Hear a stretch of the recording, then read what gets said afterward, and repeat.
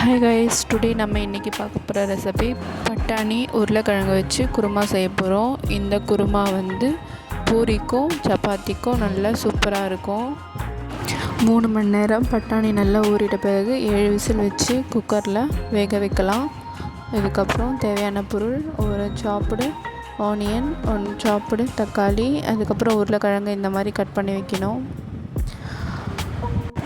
நம்மளுக்கு தேவையான அளவுக்கு தேங்காய் அரைச்சி எடுத்து வச்சுக்கலாம். இப்போது ஒரு குக்கரில் நல்லா சூடாகிட்ட பிறகு எண்ணெய் ஊற்றி அதில் கொஞ்சம் வெங்காயம் சேர்த்து நல்லா வதக்கிக்கலாம். நல்லா ரோஸ்ட் ஆகணும், ரெட்டிஷாக வரணும். அப்போ அந்த வெங்காயத்தோட ஸ்மெல்லு நமக்கு நல்லா தெரியும். நல்லா வதக்கிட்ட பிறகு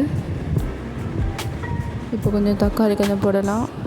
தக்காளி நல்லா வதங்கணும்.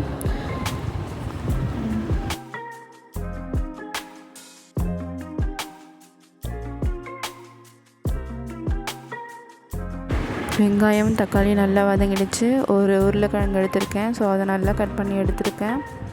இதுமாரி போட்டுட்டு இது நல்லா வதக்கிக்கலாம்.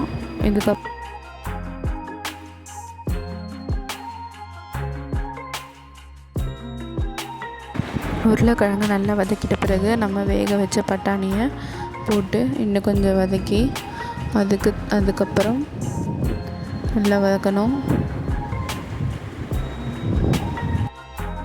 இப்போ இஞ்சி பூண்டு பேஸ்ட்டு போடலாம். 1 ஸ்பூன் இஞ்சி பூண்டு பேஸ்ட்டு போட்டுட்டு மஞ்சள்தூள், அதுக்கப்புறம் தேவையான அளவு காரத்தூள், தனி மிளகாத்தூளே போடலாம்.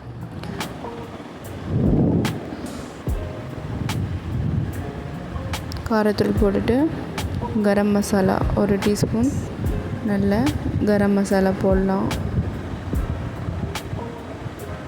இன்னும் உங்களுக்கு நல்ல ஸ்மெல் வேணும்னா இன்னும் கொஞ்சம் கூட மசாலா போடலாம். கரம் மசாலா போட்டுட்டு தேவையான அளவு உப்பு போடலாம். உப்பு போட்டுட்டு நல்லா மிக்ஸ் பண்ணி வச்சுட்டு 1 கிளாஸ் தண்ணி, ஏற்கனவே பட்டாணி வெந்திருக்கு, ஸோ இப்போது உருளைக்கிழங்கு தான் வேகணும். அதுக்கேற்ற மாதிரி நம்ம கிரேவிக்கு ஏற்ற மாதிரி தண்ணி போட்டுக்கலாம். அதை போட்டுட்டு நல்லா பாயில் ஆகிட்ட பிறகு நல்ல ஸ்மெல்லுக்காக கொத்தமல்லி போடணும். அதுக்கப்புறம் நம்ம அரைச்சி வச்ச தேங்காயை போட்டுட்டு நல்லா கிளறி விட்டுட்டு இப்போது மூடி போட்டு மூடி வச்சிடலாம். 4 விசில் வச்சா போதும். உருளைக்கிழங்கு மட்டும் வேகணும் இன்னும் கொஞ்சம், ஸோ 4 இல்லை 5 விசில். இந்த கிரேவி இப்போது ரெடி ஆகிடும். நல்லா கொதிக்குது.